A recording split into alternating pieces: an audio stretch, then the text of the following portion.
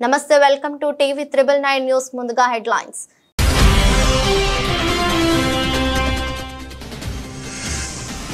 విద్యుత్ శాఖపై ముఖ్యమంత్రి రేవంత్ రెడ్డి సమీక్ష హాజరైన ఉప ముఖ్యమంత్రి బట్టి విక్రమార్క సింగరేణి సీఎం డి బలరాం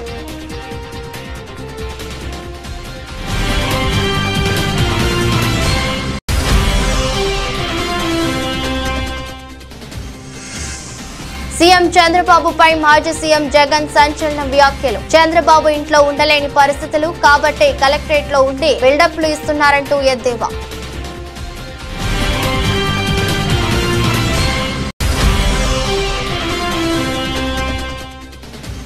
తెలంగాణ ఉద్యమకారుడు జాన్ వెస్లీ కుటుంబాన్ని పరామర్శించిన ఎమ్మెల్యే హరీష్ రావు తెలంగాణ ఉద్యమంలో చురుగ్గా పాల్గొన్న ఉద్యమకారుడు వెస్లీ అంటూ ప్రశంస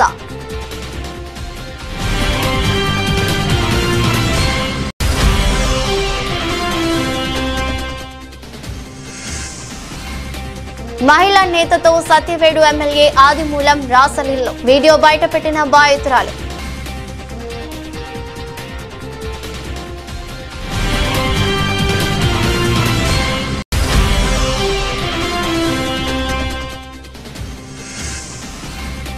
స్వర్ణంతో చరిత్ర సృష్టించిన హర్విందర్ సింగ్ భారత్ ఖాతాలో 24 మెడల్స్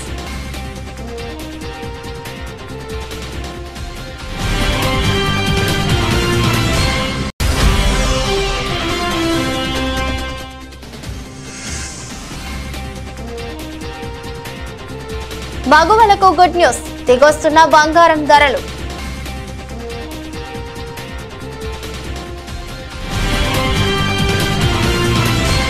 రాష్ట్రంలో ఒక్క నిమిషం కూడా కరెంటు పోకుండా చూడాలని సీఎం రేవంత్ రెడ్డి ఆదేశించారు విద్యుత్ సరఫరాలో అంతరాయాలు ఉండకూడదన్నారు తెలంగాణ ఒక బిజినెస్ హబ్ గా మారనుందని భవిష్యత్తు అవసరాలకు అనుగుణంగా విద్యుత్ అందుబాటులో ఉండేలా చూడాలని స్పష్టం చేశారు ఇందుకోసం ఐటీ పరిశ్రమల శాఖలతో సమన్వయం చేసుకుని కార్యాచరణ ప్రణాళికలను సిద్ధం చేసుకోవాలని నిర్దేశించారు బుధవారం ఆయన తన నివాసంలో విద్యుత్ శాఖపై సమీక్ష నిర్వహించారు ఈ సమీక్షలో ఉప ముఖ్యమంత్రి బట్టి విక్రమార్క ఇంధన శాఖ కార్యదర్శి రొనాల్డ్ రాస్ డిస్కంల సీఎండీలో Musharraf Ali Sharukhi Karnati Varun Reddy Singareni CMD N Balram Transco JMD C Srinivas పాల్గొన్నారు ఈ సందర్భంగా సీఎం రేవంత్ రెడ్డి మాట్లాడుతూ రాష్ట్రంలో సౌర విద్యుత్ వినియోగం పెరిగేలా చర్యలు చేపట్టాలని డిమాండ్ కు అనుగుణంగా విద్యుత్ ఉత్పత్తి చేయడానికి అవసరమైన చర్యలు చేపట్టాలని ఆదేశించారు వివిధ శాఖల పరిధిలో వినియోగంలో లేని భూముల్లో సోలార్ ప్లాంట్లు ఏర్పాటు చేయాలన్నారు అటవీ భూముల్లో కూడా సోలార్ యూనిట్లు పెట్టాలని సూచించారు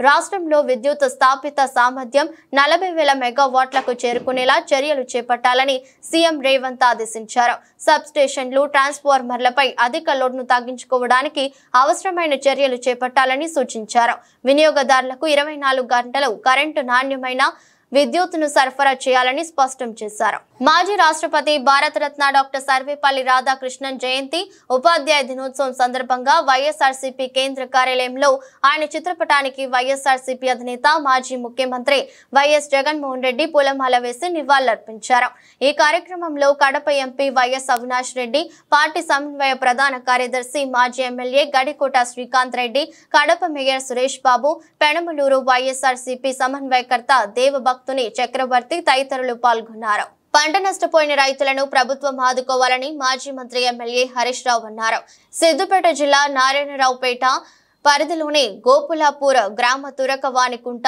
తెగి 12 ఎకరాలు నష్టం జరిగిందని తెలిపారు 2 ఎకరాలు నష్టం పోయిన రైతు దేవయ్య పంట పొలాన్ని హరీష్ రావు పరిశీలించారు ఆందోళన చెందొద్దు అండగా ఉంటానని వారికి భరోసానిచ్చి తక్షణ సహాయంగా 10,000 రైతుకు అందజేశారు వ్యవసాయ శాఖ ఇరిగేషన్ శాఖ ద్వారా సహాయం అందేలా చూస్తానని హామీ ఇచ్చారు అకాల వర్షాలకి గోపులాపూర్ మల్యాల జైకాపూర్ తదితర గ్రామాల్లో పంట నష్టం జరిగిందని దృష్టికి వచ్చిందని తెలిపారు సిద్దిపేట నియోజకవర్గంలో 700 ఎకరాల్లో పంట నష్టమైందని ప్రాథమిక అంచనాకు వచ్చినట్లు తెలిపారు సాగు చేసిన ప్రతి ఎకరానికి 30,000 రూపాయలు ఇసుక మేట వేసిన పొలం ఎకరానికి 50,000 ఇవ్వాలని తెలిపారు దీనిపై వెంటనే నివేదిక తయారు చేయాలని కలెక్టర్ కి వ్యవసాయ అధికారులను కోరినట్లు తెలిపారు వ్యవసాయ అధికారులు క్షేత్రస్థాయిలో పర్యటన చేసి నష్టపోయిన రైతుల వివరాలు సేకరించి ప్రభుత్వంకు నివేదిక పంపాలని సూచించారు 2 కిలోమీటర్ల మేర బైక్ ఫై పొలం గట్టుపై కాలినడకన రైతుల వద్దకు వెళ్లి భరోసానిచ్చారు. కష్టకాలంలో ఆపదలో మా దగ్గరికి వచ్చి అండగా ఉన్న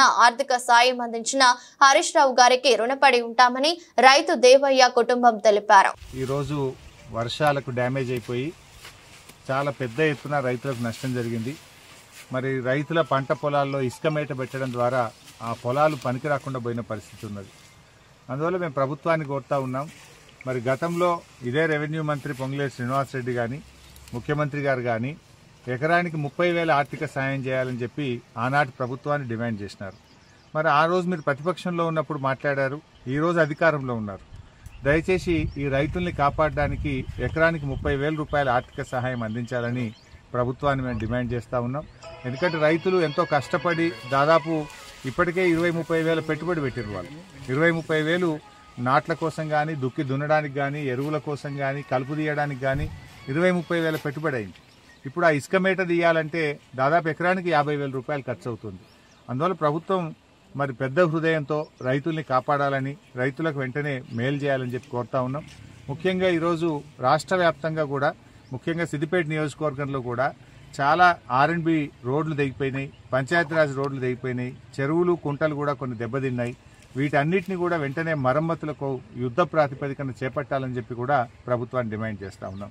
ఎందుకంటే మరి ఆలస్యం అయితే ఇంకిన్ని ప్రమాదాలు జరిగే అవకాశం ఉంటుంది. ఇవాళ కొన్ని చోట్ల పనులు కూడా ఆగిపోయినాయి, చాలా చోట్ల పనులు కూడా అయిపోయినాయి. మరీ ముఖ్యంగా ఈ వర్షాలు తగ్గిన తర్వాత అంటు రోగాలు పెద్ద ఎత్తున ప్రబలే అవకాశం ఉంటుంది.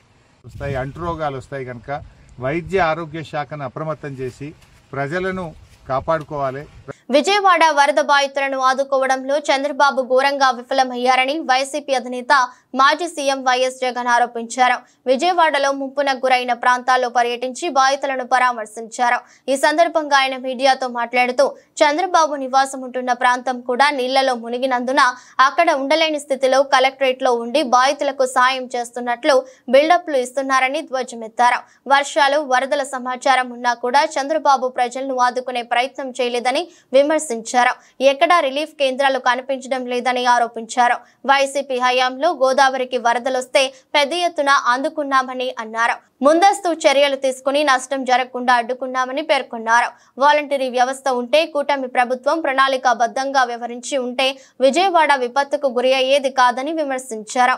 చంద్రబాబు సీఎంగా అటర్ ఫ్లాప్ అని అన్నారు.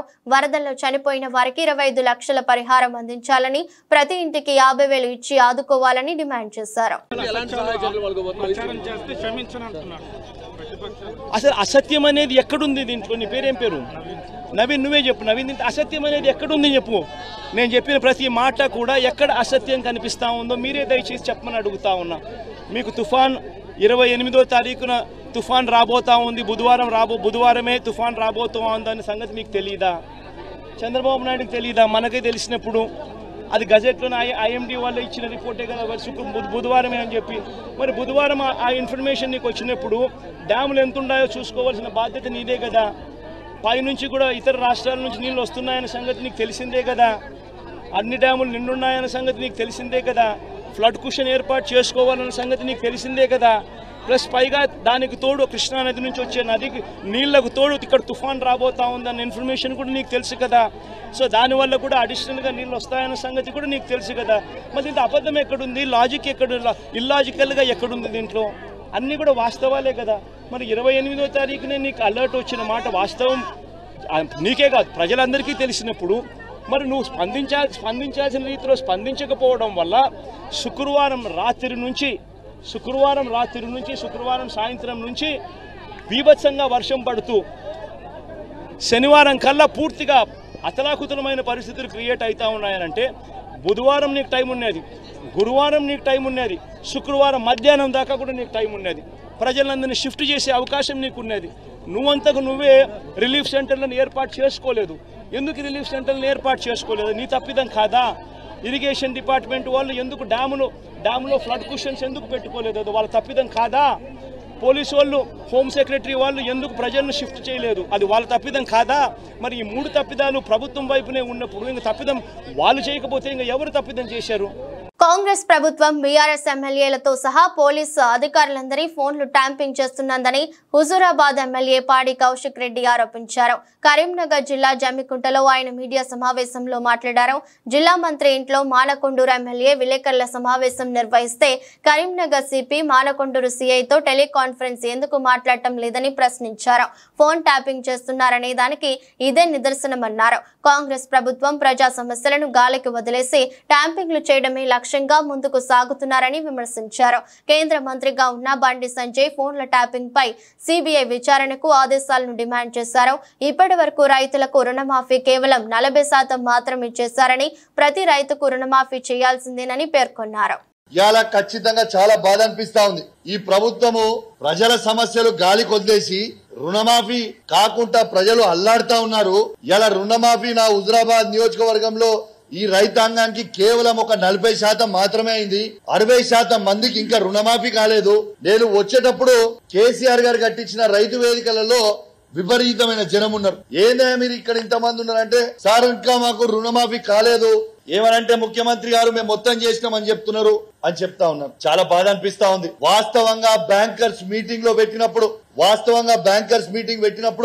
ముఖ్యమంత్రి గారికి 49,000 కోట్ల రైతు రుణమాఫీ చేయాలని ఆ రోజు బ్యాంకర్లు మొత్తం చెప్పిర్రు. దాన్ని కటింగ్ చేసి 40,000 కోట్లని పార్లమెంట్ ఎలక్షన్లలో అసెంబ్లీ ఎలక్షన్లలో చెప్పిండ్రు. మళ్ళా అది అయిపోయిన తర్వాత 31,000 కోట్లు అని చెప్పిర్రు. మళ్ళా బడ్జెట్ లో పెట్టింది 26,000 కోట్లు. మళ్ళా యాక్చువల్ రుణమాఫీ చేసింది 17,000 కోట్లు. ఆ 17,000 కోట్లు చేసిర్రా లేకుంటే చేయలేదా అనేది కూడా అనుమానం కలుగుతా ఉంది. మళ్ళా బ్యాంకర్స్ తో మీటింగ్ పెట్టుకున్నప్పుడు ఆర్థిక శాఖ మంత్రి గారు బట్టి విక్రమార్క గారు ఏమంటారు, 7,500 కోట్లు మాత్రమే రిలీజ్ చేసినామంటారు. అరే అసలు ప్రజలని ఎందుకు ఇట్లా అబద్ధాలు ఆడుతురు, ఏం చేయాలనుకుంటుర్రు, రైతులకి రుణమాఫీ ఎందుకు చేస్తలేరు? మీ మాటనే కదా, మీరు చెప్పిందే కదా, ఏకకాలంలో రుణమాఫీ చేస్తామని చెప్పింది మీరే కదా, మరి ఇవాళ దాకా మీరు రుణమాఫీ ఎందుకు చేయలేదు? దీని మీద పట్టించుకోమంటే రుణమాఫీ కాలేదురా బాబు అని రైతులు మొత్తం తిరుగుతా ఉంటే అందరూ వాళ్ళ పేపర్లు జిరాక్సులు తీసుకుపోయి ఏఓలను కలిసి ఇబ్బంది పడతా ఉంటే వీళ్ళు చేసే పని ఏంటిదే? వీళ్ళకి రుణమాఫీ చేసే మీద శ్రద్ధ లేదు. సిపి గారు ఫోన్ ట్యాపింగ్ చేయాలి, ఎమ్మెల్యేల ఫోన్ ట్యాపింగ్ చేయాలి, ఎమ్మెల్సీల ఫోన్ ట్యాపింగ్ చేయాలి, ఎంపీల ఫోన్ ట్యాపింగ్లు చేయాలి, సిఐల ఫోన్ ట్యాపింగ్ చేయాలి, ఏసీపీల ఫోన్ ట్యాపింగ్ చేయాలి, ఎంఆర్ఓల ఫోన్ ట్యాపింగ్ చేయాలి. ఇది మీరు చేసే పని. స్వయంగా మీ శాసనసభ్యుడే చెప్తుంటే ఒక మంత్రి గారి ఇంట్లో కూర్చొని ఇంట్లో నిలుసోని మీరు చెప్పుతుంటే ప్రజలకి మీరు ఏం మెసేజ్ పంపుతున్నారు? మీరు ఇద్దరు పోయి ముఖ్యమంత్రి గారిని కలుస్తారని చెప్పి నిన్న శాసనసభ్యుడు ఏమని చెప్తారు? మేము ట్యాపింగ్ చేసినాం ఫోన్ అని చెప్తారా? ఏం చెప్తారు? You please answer. సిద్దిపేట జిల్లా కేంద్రంలోని ఎన్జీఓ భవన్ లో పబ్లిక్ సర్వెంట్ వెల్ఫేర్ అసోసియేషన్ ఆధ్వర్యంలో ఉత్తమ ఉపాధ్యాయులకు సన్మాన కార్యక్రమం నిర్వహించారు. కార్యక్రమంలో మాజీ మంత్రి స్థానిక ఎమ్మెల్యే తన్నీరు హరీష్ రావు పాల్గొని ఉత్తమ ఉపాధ్యాయులకు సన్మానం చేశారు. ఈ సందర్భంగా మాజీ మంత్రి హరీష్ రావు మాట్లాడుతూ గురు పూజోత్సవం సందర్భంగా ప్రతి ఉపాధ్యాయులకు శుభాకాంక్షలు తెలిపారు. సమాజంలో గురువు పాత్ర చాలా ప్రాముఖ్యమని కొనియాడారు. తల్లిదండ్రుల తరువాత వారితో సమానంగా గురువును పూజిస్తారన్నారు. విద్యా నైపుణ్యం పరంగా మాజీ రాష్ట్రపతి సర్వేపల్లి రాధాకృష్ణ ఎన్నో సంస్కరణ చేశారని పేర్కొన్నారు. సిద్దిపేట జిల్లాలో 10వ తరగతి పరీక్షల్లో ప్రథమ స్థానంలో నిలవడంతో ఉపాధ్యాయుల పాత్ర కీలకమన్నారు. అత్యధికంగా 119 నియోజకవర్గాలలో ఒక సిద్దిపేట నుంచి మాత్రమే 169 మంది బాసరకు సెలెక్ట్ అయ్యారని, ఈ ఘనత ఉపాధ్యాయులదేనన్నారు. రాబో రోజుల్లో ఉపాధ్యాయుల తరపున పాఠశాల స్కావెంజర్ సమస్యలపై పీఆర్సీ పైన మీ తరపున పోరాటం చేస్తామని హామీనిచ్చారు. ఉపాధ్యాయ దినోత్సవ సందర్భంగా మీ అందరికీ శుభాకాంక్షలు, అందరికీ చేసి నమస్కారం తెలియజేస్తాను. సమాజంలో గురువు యొక్క స్థానం అత్యంత గౌరవప్రదమైనటువంటిది. ఢిల్లీకి రాజైనా తల్లికి కొడుకే అన్నట్టు నువ్వు ఎంత పెద్దవాడివైనా ఒకరోజు విద్యార్థిగా ఒక గురువు దగ్గర నువ్వు శిక్షణ పొందిన వాడివి. ఆ గురువు యొక్క నేతృత్వంలోనే ఆ స్థాయికి ఎదిగినట్టు ఎవరు కూడా మర్చిపో. తల్లిదండ్రులు ఎంత గౌరవిస్తామో సమాజంలో గురువుల్ని కూడా అంతే గౌరవిస్తూ ఉంటారు. విదేశాల్లో పెద్ద పెద్ద ఉద్యోగాల్లో ఉన్నా, ఈ దేశంలో ఎంత పెద్ద ఉద్యోగాల్లో ఉన్నా సమాజంలో తమ గురువుగా కనబడగానే ఒక ఆత్మీయత, ఒక ప్రేమ, పెదవుల మీద చిరునవ్వు, ఎంతో గౌరవాన్ని వాళ్ళు ఎంత పెద్ద స్థాయిలో ఉన్నా గురువు గారికి మాత్రమే ఆ స్థానం అవకాశం ఇవ్వలేదు. నిజంగా మన సిద్దిపేటలో కూడా మీరందరూ ప్రభుత్వ ఉపాధ్యాయులే. ఎందుకంటే మా భవన్ ప్రభుత్వ ఉద్యోగులను, ప్రభుత్వ ఉపాధ్యాయులను సన్మానించే కార్యక్రమం పెట్టారు. భవన్ యొక్క ఉద్దేశం ఏంటంటే ప్రభుత్వంలో బాగా పనిచేసే వాళ్ళను ప్రోత్సహించాలి, భుజం తట్టాలి. వాళ్ళ వెన్ను తట్టే ఇంకా ప్రభుత్వంలో పేద విద్యార్థులు చదువుతారు, బలహీన వర్గాలు, దళిత గిరిజన వర్గాల పిల్లలు ఉంటారు. అటువంటి పిల్లలకు మంచి చదువు చెప్పి మీరు చదివిస్తున్నారు కనుక మిమ్మల్ని గౌరవించడం ద్వారా. మంగళగిరిలోని టీడీపీ ప్రధాన కార్యాలయంపై దాడి కేసులో వైసీపీ నేత బాపట్ల మాజీ ఎంపీ నందిగం సురేష్ ను పోలీసులు అదుపులోకి తీసుకున్నారు. హైదరాబాద్ లో ఉన్న ఆయనను అరెస్ట్ చేసి ఏపీకి తరలిస్తున్నట్లు సమాచారం. కాగా ఈ కేసులో ముందస్తు బెయిల్ కోసం సురేష్ దాఖలు చేసిన పిటిషన్ ను హైకోర్టు కొట్టివేసిన విషయం తెలిసిందే. దీంతో తుళ్లూరు పోలీసులు సురేష్ ను అరెస్ట్ చేసేందుకు ఉద్దండ రాయనపాలెంలోని ఆయన నివాసానికి వెళ్లారు. అయితే అరెస్టుపై సమాచారంతో ఆయన తన ఫోన్ స్విచ్ ఆఫ్ చేసి అజ్ఞాతంలోకి వెళ్లిపోయారు. దాంతో పోలీసులు కొంతసేపటి వరకు వేచి చూసి అక్కడి నుంచి వచ్చేశారు. ఆ తర్వాత సెల్ ఫోన్ సిగ్నల్స్ ఆధారంగా సురేష్ బుధవారం ఉదయం నుంచి ఎక్కడ ఉన్నారో పోలీసులు విచారణ చేపట్టారు. దాంతో పోలీసులకు ఆయన హైదరాబాద్ నుంచి పారిపోయేందుకు ప్రయత్నిస్తున్నట్లు తెలిసింది. వెంటనే హైదరాబాద్ వెళ్లిన ప్రత్యేక బృందం సురేష్ ను అదుపులోకి తీసుకున్నట్లు సమాచారం. తెలంగాణ ఉద్యమకారుడు, విశ్రాంత ఉపాధ్యాయులు జాన్ వెస్లీ ఇటీవల గుండెపోటుతో మృతి చెందగా సిద్దిపేట రూరల్ మండలం రావురూకుల గ్రామంలోని వారి స్వగ్రామంలో ఆయన కుటుంబాన్ని మాజీ మంత్రి ఎమ్మెల్యే హరీష్ రావు పరామర్శించారు. జాన్ వెస్లీ మృతి పట్ల తీవ్ర దిగ్భ్రాంతి వ్యక్తం చేశారు.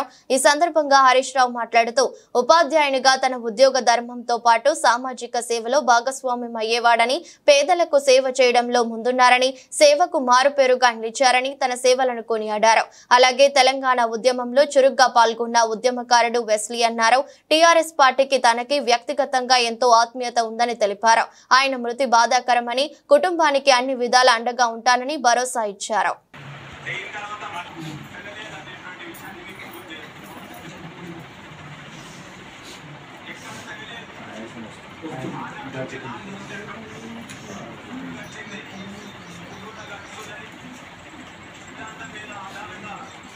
కాకినాడ జిల్లా ప్రతిపాడు నియోజకవర్గం ఏలేశ్వరం నగర పంచాయతీ బాలాజీ చౌక్ సెంటర్లో మార్స్ కంప్యూటర్ అడప దుర్గారావు ఆధ్వర్యంలో మట్టి వినాయక ప్రతిమలు పంపిణీ కార్యక్రమం చేపట్టారు. ఈ కార్యక్రమానికి ముఖ్య అతిథులుగా sub inspector Ramalingeswararao, degree college అధ్యాపకులు ప్రయాగమూర్తి ముఖ్య అతిథులుగా హాజరయ్యారు. ఈ సందర్భంగా వినాయక మట్టి ప్రతిమలు ఎస్ఐఎన్ రామలింగేశ్వరరావు చేతుల మీదుగా పంపిణీ చేపట్టారు. ఈ సందర్భంగా మీడియాతో మాట్లాడుతూ ముందుగా వినాయక చవితి శుభాకాంక్షలు తెలియజేశారు. గత 12 సంవత్సరాలుగా మార్స్ కంప్యూటర్స్ అధినేత అడప దుర్గారావు ఉచితంగా మట్టి వినాయక ప్రతిమలు పంపిణీ చేస్తూ పర్యావరణ పరిరక్షణ దిశగా పాటుపడుతున్న దుర్గారావు అభినందించారు. ముందుగా మొత్తం ఏలేశ్వరం పట్ల ప్రజలందరికీ కూడా రాబోయే వినాయక చవితి శుభాకాంక్షలు తెలుపుకుంటున్నాం. మా పోలీస్ శాఖ తరఫున మా ఎస్పీ గారి ఆధ్వర్యంలో, ఈ పోలీస్ శాఖ ఆధ్వర్యంలో వచ్చే వినాయక చవితి ఉత్సవాలు బందోబస్తు ప్రకారం, ఎవరి అనుమతుల ప్రకారం వాళ్ళు జరుపుకోవాల్సిందిగా కోరుకుంటున్నాం. మరీ ముఖ్యంగా ఈ కార్యక్రమం మార్స్ దుర్గారావు గారి ఆధ్వర్యంలో మట్టి వినాయకులు పంపిణీ చేయడం జరిగింది. ఈ మట్టి వినాయకులు పంపిణీ చేయడంలో ముఖ్య ఉద్దేశం ఏంటంటే, ఒకవైపు కాలుష్యం పెరిగిపోతుంది, ప్లాస్టర్ ఆఫ్ ప్యారిస్ విగ్రహాలు తయారీ ఇవన్నీ జరుగుతున్నాయి. ఇవన్నీ కూడా నిషేధించడంలో భాగంగా ఇటువంటి మంచి కార్యక్రమాలు గత 12 సంవత్సరాల నుండి ఏలేశ్వరం పట్టణంలో జరగడం ఎంతో శుభపరిమాణం. దీనిలో భాగంగా కాలుష్యం నివారించవచ్చు. అలాగే మెయిన్ వాటర్ కల్తీ అయిపోయే అవకాశం ఎక్కువ ఉంది కాబట్టి దాన్ని నివారించడంలో ముఖ్య ఉద్దేశంగా ఈ మట్టి వినాయక విగ్రహాలు పంపిణీ చేయడం జరుగుతుంది. మార్స్ కంప్యూటర్స్కి మా పోలీస్ శాఖ తరఫున ముందుగా శుభాకాంక్షలు తెలుపుకుంటున్నాం. భూపాలపల్లి పట్టణంతో పాటు రూరల్ మండలంలోని వివిధ గ్రామాలకు చెందిన మొత్తం 62 మంది లబ్ధిదారులకు కళ్యాణ్ లక్ష్మి షాదీ ముబారక్ చెక్కులను భూపాలపల్లి ఎమ్మెల్యే గండ్ర సత్యనారాయణరావు పంపిణీ చేశారు. అనంతరం ఎమ్మెల్యే మీడియాతో మాట్లాడుతూ పేద ప్రజలకు ఎంతో అండగా కళ్యాణ్ లక్ష్మి పథకం నిలుస్తుందని తెలిపారు. ఈ పథకం ప్రజా ప్రభుత్వంలో నేరుగా లబ్ధిదారులకే సంక్షేమ పథకాలు అందుతుందన్నారు. కళ్యాణ్ లక్ష్మి షాదీ ముబారక్ పథకంతో రాష్ట్రంలోని ఎంతో మంది పేద, నిరుపేద కుటుంబాలకు ఆడపిల్లల పెళ్లిళ్లకు భారం తగ్గిందని గుర్తు చేశారు. ఎన్నికల ముందు ఇచ్చిన హామీ మేరకు అధికారంలోకి వచ్చిన వెంటనే మహిళలకు ఆర్టీసీ బస్సులలో ఉచిత ప్రయాణాన్ని కల్పించినట్లు ఎమ్మెల్యే సందర్భంగా గుర్తు చేశారు. ప్రభుత్వం ద్వారా ఇచ్చే సబ్సిడీ గ్యాస్, రేషన్ కార్డులు, ఇండ్ల స్థలాలను కూడా మహిళల పేర్ల మీదనే పంపిణీ చేస్తామన్నారు. ప్రజాపాలన ద్వారా వచ్చిన దరఖాస్తులను పరిశీలించి అర్హులందరికీ ప్రభుత్వ సంక్షేమ పథకాలను అందిస్తామని ఎమ్మెల్యే స్పష్టం చేశారు. పథకాన్ని అమలు చేశాం. పేదవాళ్లకు వైద్యం కొరకి 200 యూనిట్ల కరెంటును కూడా ఉచితంగా అమలు చేస్తున్నాం. 500కు వంట గ్యాస్ సిలిండర్ ఇస్తున్నాం. రైతాంగానికి 31,000 కోట్లు రుణమాఫీ చేశాం. ఇంకా రైతులకు చాలా మందికి రుణమాఫీ జరగలేదు. వాళ్ళందరికీ కూడా వ్యవసాయాధికారులతో మండలంలో ఉన్న వ్యవసాయాధికారికి, జిల్లాధికారికి రిపోర్ట్ చేస్తే అవి కూడా తీసుకొని మాఫీ చేస్తాం. ఇంకా జీరో బిల్లు ఎవరికైతే వర్తిస్తలేదో మున్సిపాలిటీ అయితే కమిషనర్ ఆఫీస్ పోయి దరఖాస్తు చేసుకోండి. మండల పరిషత్ ఆఫీస్ అయితే రూరల్ మండలాల్లో అయితే రూరల్ మండల ఎంపీడీఓ ఆఫీస్ పోయి నమోదు చేసుకుంటే అవి వాటికి కూడా వర్తించే విధంగా ఈ ప్రభుత్వం వెసులుబాటు కల్పించింది. పేదలకు ఇందిరమ్మ ఇండ్లు కూడా కట్టించబోతున్నాం. 4.5 లక్షల ఇండ్లు. ఆంధ్రప్రదేశ్ సత్యవేడు నియోజకవర్గం టీడీపీ ఎమ్మెల్యే కోనేటి ఆదిమూలం తనను లైంగికంగా వేధించాడంటూ టీడీపీ మహిళా నేత ఒకరు గురువారం మీడియా ముందుకు వచ్చారు. తిరుపతిలోని ఓ హోటల్లో ఎమ్మెల్యే తనపై జరిపిన వేధింపులకు సంబంధించిన వీడియోను బయటపెట్టింది. దీనిపై ఏపీ సీఎం టీడీపీ జాతీయ అధ్యక్షుడు చంద్రబాబుకు ఫిర్యాదు చేసింది. సీఎంకు రాసిన లేఖను మీడియాకు విడుదల చేసింది. ఎమ్మెల్యే ఆదిమూలం బెదిరింపులతో జూలై 6న తిరుపతిలోని భీమాస్ ప్యారడైజ్ హోటల్ కు వెళ్లానని బాధితురాలు తెలిపింది. రూమ్ నంబర్ 109లో సాయంత్రం 4 గంటలకు ఆదిమూలం తనపై అఘాయిత్యం చేశాడని, మళ్లీ జూలై 17న అదే హోటల్ కు రమ్మన్నాడని చెప్పింది. ఈసారి రూమ్ నంబర్ 105లో మధ్యాహ్నం 3 గంటలకు మరోమారు అఘాయిత్యం చేశాడని తెలిపింది. ఆ తర్వాత అర్ధరాత్రి, అపరాత్రి అని చూడకుండా ఎమ్మెల్యే తనకు ఫోన్ చేయడం మొదలు పెట్టాడని బాధితురాలు పేర్కొంది. ఈ ఫోన్ కాల్స్ పై తన భర్త నిలదీయడంతో జరిగిన విషయాన్ని బయట పెట్టానని తెలిపింది. ఎమ్మెల్యే అయిన తర్వాత భీమాస్ ప్యారడైస్ తిరుపతికి రావాలని చెప్పి కోరగా, నేను ఎమ్మెల్యే గారు ఏదో అర్జెంటుగా రమ్మంటా ఉన్నాడని చెప్పి నేను కార్ బుక్ చేసుకొని అక్కడికి వెళ్ళడం జరిగింది. రూమ్ నెంబర్ 109 జూలై 6వ తారీఖు రోజు నేను అక్కడికి వెళ్ళడం జరిగింది. అక్కడ ఎవరూ లేదు, ప్రశాంతంగా ఉండింది. ఎమ్మెల్యే గారు మాత్రమే రూమ్లో ఉన్నారు. నేను వెంటనే రూమ్లోకి వెళ్ళడం నా పైన బలాత్కారానికి పాల్పడిన తర్వాత నేను అతనికి లొంగిపోవడం జరిగింది. జరిగిన తర్వాత ఈ విషయం ఎక్కడైనా బయట చెప్పావంటే నేను చంపేస్తాను, నీ కుటుంబాన్ని చంపేస్తాను అని చెప్పి బెదిరించడం జరిగింది. అందువల్ల నేను ఎవరికి చెప్పుకోకుండా నేను సైలెంట్గా ఉండిపోయాను. మళ్ళీ ఇంకొకసారి ఫోన్ చేసి నువ్వు కానీ రాలేదంటే నేను మళ్ళీ నీ కుటుంబాన్ని, నీ భర్తని చంపేస్తానని చెప్పి నన్ను బెదిరించడం జరిగింది. బెదిరించడం ద్వారా నేను మళ్ళీ అక్కడికి భీమాస్ ప్యారడైస్కి వెళ్ళడం జరిగింది. వెళ్ళిన తర్వాత నేను పూర్తిగా ఆయన్ని అవాయిడ్ చేస్తూ వచ్చాను. నేను అవాయిడ్ చేశానని తెలుసుకున్న అతను నాకు పదే సైకోలాగా నిమిషానికి ఒకసారి ఫోన్ చేయడం జరిగింది.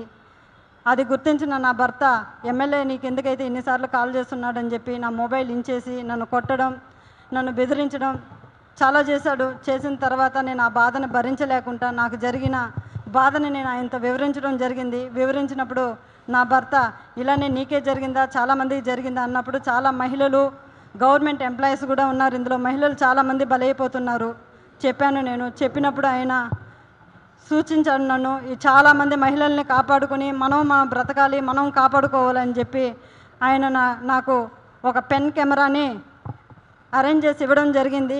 జరిగిన తర్వాత ఆగస్టు 10వ తారీఖు భీమాస్ ప్యారడైస్కు 1:30 వెళ్ళడం జరిగింది. అక్కడ జరిగిన కామ క్రీడలను నేను రికార్డ్ చేసుకొని తీసుకొచ్చి నా భర్తకి ఇవ్వడం జరిగింది. అటు తర్వాత నేను మంగళగిరి పార్టీ ఆఫీస్ గారికి, పెద్దబాబు గారికి, చిన్నబాబు గారికి ఇద్దరికి నేను తెలియజేయడం జరిగింది. వాళ్ళ ద్వారా మాకు పిలుపు వస్తుందని ఇన్ని రోజులు వెయిట్ చేశాము. తర్వాత ఈ విషయం ఆయన తెలుసుకొని నన్ను బ్లాక్మెయిల్కి గురి చేయడము, మా ఇంటి చుట్టూ 4-5 మందిని పంపించి నన్ను వెతకడం చేస్తున్నాడు. నాకు ప్రాణహాని ఉంది, ప్రాణ భయంతో నేను ఇక్కడికి రావడం జరిగింది. అంతేకాకుండా ఇలాంటి చీడ పురుగులు తెలుగుదేశం పార్టీలో ఉన్న రోజులు తెలుగుదేశం పార్టీకి మంచి పేరు రాదని చెప్పి బాబు గారికి తెలియజేస్తున్నాను. పారిస్ లో జరిగిన పారా ఒలింపిక్స్ లో కాంస్య పథకం సాధించడంపై వరంగల్ జిల్లాలో సంబరాలు అంబరాన్నంటాయి. దీప్తి విజయాన్ని హర్షిస్తూ గ్రామస్తులు, పాఠశాల నిర్వాహకులు, విద్యార్థులు సంబరాలు చేసుకున్నారు. ఓరుగల్లు క్రీడాకారిణి ఒలింపిక్స్ చరిత్రలో పథకం సాధించిన తొలి తెలుగు క్రీడాకారిణిగా తెలంగాణ అథ్లెట్ దీప్తి జీవాంజీ చరిత్ర సృష్టించారు. మంగళవారం రాత్రి పారిస్ లో జరిగిన 400 మీటర్ల T20 విభాగం ఫైనల్లో దీప్తి 55.82 సెకండ్లలో లక్ష్యాన్ని చేరుకుని 3వ స్థానంలో నిలవగా కాంస్య పతాకాన్ని ముద్దాడింది. వరంగల్ జిల్లాలోని పర్వతగిరి మండలంలోని కల్లెడ సాధారణ రైతు కుటుంబంలో జన్మించిన దీప్తి అంతర్జాతీయ స్థాయిలో రాణించి ఒలింపిక్స్ లో బ్రౌన్ మెడల్ సాధించడం పట్ల కుటుంబ సభ్యులు, గ్రామస్తులు ఆనందం వ్యక్తం చేశారు.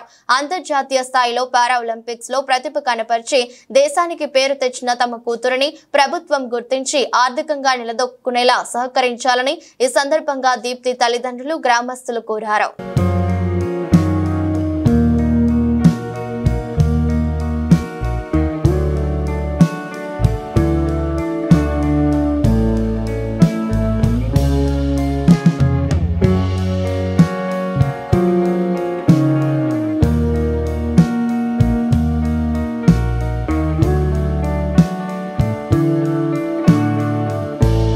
లక్షల రూపాయల విలువ చేసే నాన్ డ్యూటీ పెయిడ్ లిక్కర్ ను ఎక్సైజ్ అధికారులు శంషాబాద్ ఎయిర్పోర్ట్ లో పట్టుకున్నారు. 12 లక్షల విలువ చేసే 415 మద్యం బాటిళ్లను సీజ్ చేశారు. మొత్తంగా 12 మందిపై కేసు నమోదు చేశారు. గోవా నుంచి ఎయిర్పోర్ట్ ద్వారా హైదరాబాద్ కు తరలిస్తున్న 12 లక్షల విలువ చేసే నాన్ డ్యూటీ పెయిడ్ లిక్కర్ ను ఎక్సైజ్ పోలీసులు పట్టుకున్నారు. Excise enforcement directorate VB Kamalasan Reddy, DC Rangareddy Dasharath, AC R Kishan, AES Jeevan Kiran enforcement టీములు 2 Shamshabad DTF excise police team కలిపి ఈ రాకెట్ గుట్టును రట్టు చేశారు. శంషాబాద్ రాజీవ్ గాంధీ అంతర్జాతీయ విమానాశ్రయంలో శంషాబాద్ ఎన్ఫోర్స్మెంట్ పోలీస్ బృందాలు తనిఖీలు నిర్వహించారు. గోవా నుంచి మద్యం తీసుకుని వస్తున్న వ్యక్తులను అదుపులోకి తీసుకున్నాయి. వారి నుంచి 415 బాటిళ్లను పట్టుకున్నారు. మద్యం బాటిళ్లను పట్టుకున్న 12 మందిపై ఎక్సైజ్ పోలీసులు కేసు నమోదు చేశారు. పారిస్ లో జరుగుతున్న పారాలింపిక్స్ లో భారత అథ్లెట్లు అద్భుతమైన ప్రదర్శనతో దూసుకెళ్తున్నారు. పథకాల పంట పండిస్తున్నారు. తాజాగా పురుషుల వ్యక్తిగత రికర్వ్ ఓపెన్ ఈవెంట్ ఫైనల్లో ఆర్చర్ హర్విందర్ సింగ్ ఏకంగా స్వర్ణం కొల్లగొట్టాడు. ఏకపక్షంగా సాగిన ఈ ఫైనల్లో పోలాండ్ కు చెందిన లూకాస్ట్ సీజన్ కు 6-0తో ఓడించాడు. దీంతో పారాలింపిక్స్ లో స్వర్ణం సాధించిన మొదటి భారతీయ ఆర్చర్ గా హర్విందర్ సింగ్ చరిత్ర సృష్టించాడు. అటు ఒలింపిక్స్ లోను ఇప్పటి వరకు భారత్ కు ఆర్చరీలో గోల్డ్ మెడల్ రాలేదు. కాగా 33 ఏళ్ల హర్విందర్ 3 ఏళ్ల క్రితం టోక్యోలో జరిగిన పారాలింపిక్స్ లో కాంస్యం గెలిచిన విషయం తెలిసిందే. తద్వారా ఆర్చరీలో పథకం సాధించిన మొదటి భారతీయ అథ్లెట్ గాను రికార్డుకెక్కాడు. కొంతకాలంగా స్వల్పంగా తగ్గుతూ వస్తున్న బంగారం ధరలు ఇవాళ కూడా స్వల్పంగా తగ్గాయి. వారం రోజులుగా బంగారం ధర పెరుగుదల కనిపించడం లేదు. ఇవాళ బంగారం ధరలు 10 మేర తగ్గాయి. ఈ ఏడాది భారత్ లో బంగారం వినియోగం భారీగా పెరిగే అవకాశం ఉందని వరల్డ్ గోల్డ్ కౌన్సిల్ అంచనా వేస్తోంది. ధరలు అమాంతం పెరిగే అవకాశం ఉందని నిపుణులు అంటున్నారు. కాబట్టి గోల్డ్ కొనే వారికి ఇప్పుడే మంచి అవకాశం. తెలుగు రాష్ట్రాల్లోనూ బంగారం ధరలు స్థిరంగా కొనసాగుతున్నాయి.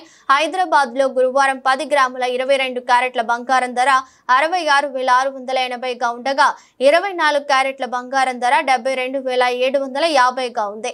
విజయవాడలో కూడా 10 గ్రాముల 22 క్యారెట్ల బంగారం ధర 66,680, 24 క్యారెట్ల బంగారం ధర 72,750గా ఉంది.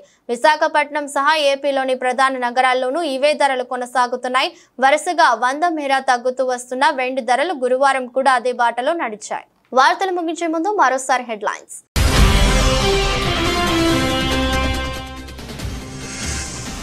విద్యుత్ శాఖపై ముఖ్యమంత్రి రేవంత్ రెడ్డి సమీక్ష. హాజరైన ఉప ముఖ్యమంత్రి బట్టి విక్రమార్క, సింగరేణి సీఎం డి బలరాం.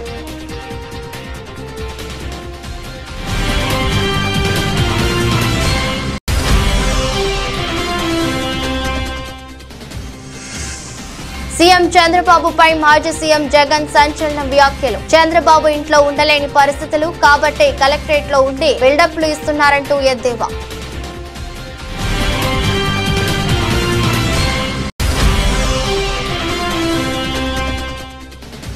తెలంగాణ ఉద్యమకారుడు జాన్ వెస్లీ కుటుంబాన్ని పరామర్శించిన ఎమ్మెల్యే హరీష్ రావు. తెలంగాణ ఉద్యమంలో చురుగ్గా పాల్గొన్న ఉద్యమకారుడు వెస్లీ అంటూ ప్రశంస.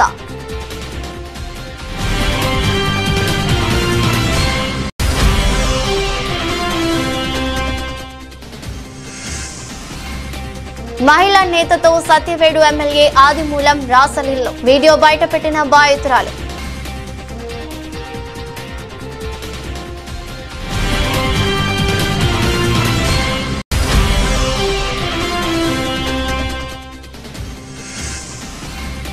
స్వర్ణంతో చరిత్ర సృష్టించిన హర్విందర్ సింగ్, భారత్ ఖాతాలో 24 మెడల్స్.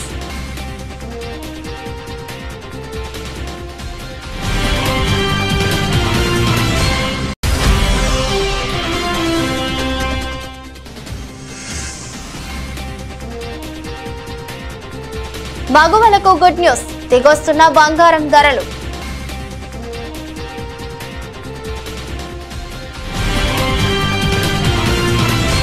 ఇదరస్ట్ బులెటిన్ మరో బులెటిన్లో మళ్ళీ కలుద్దాం. అంతవరకు సెలవు, నమస్కారం.